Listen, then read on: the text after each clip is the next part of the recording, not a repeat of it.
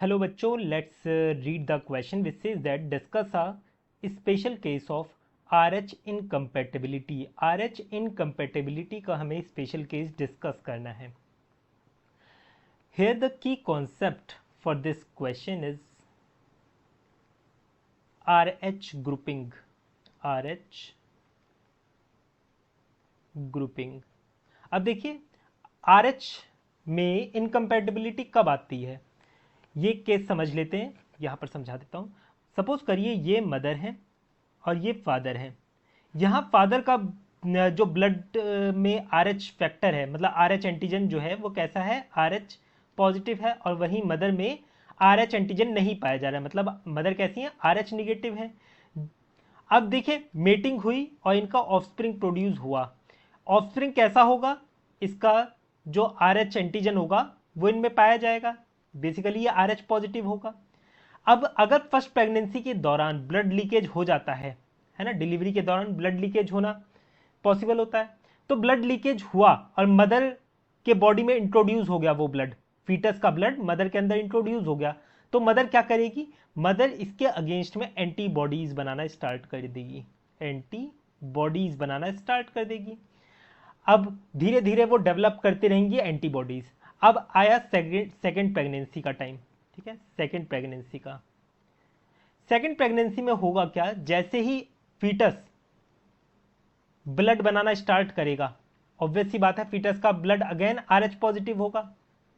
तो मदर में जो एंटीबॉडीज बनी है इस RH के एंटीजन के अगेंस्ट, वो क्या करेंगी, इसे डिस्ट्रॉय करना स्टार्ट कर देंगी. ये सारी एंटीबॉडीज इसे डिस्ट्रॉय करना स्टार्ट कर देंगी, सारी आरबीसीज को डिस्ट्रॉय कर देंगी, जिसकी वजह से बच्चे को क्या हो जाएगा, सीवियर अनीमिया हो जाएगा.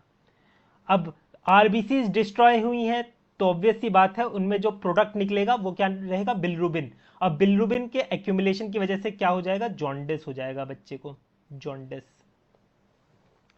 तो यहां से हमें क्या पता चल रहा है, बच्चे को अनीमिया और जॉन्डिस ये दोनों चीजें हो जाएंगी. इसी कंडीशन को हम बोलते हैं ये एरिथ्रोब्लास्टोसिस फिटेलिस कहते हैं. क्या कहते हैं इसे हम, एरिथ्रोब्लास्टोसिस फिटेलिस कहते हैं, फिटेलिस. अब इसे आप किस तरीके से लिख सकते हो, इसे अपने वर्ड्स में आप इस तरीके से लिख सकते हो, when mother is RH negative and father RH positive, then offspring will be RH positive, RH positive. Here first pregnancy can be successful. Here first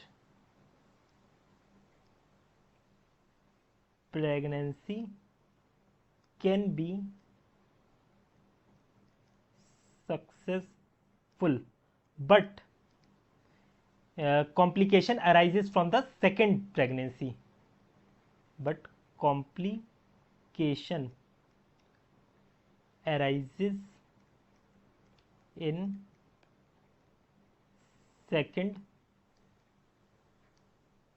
pregnancy due to development of antibodies against RH antigen in mother. और इस condition को हम क्या बोलते हैं, इसे हम बोलते हैं एरिथ्रोब्लास्टोसिस फिटेलिसिस, जिसमें फिटस अनीमिया और जॉन्डिस से गुजरेगा. ठीक है, उसे ये बीमारी हो जाएगी. इनफैक्ट उस बच्चे की डेथ होने की भी बहुत ज़्यादा चांसेस होते हैं. I hope you understood it well. Best of luck.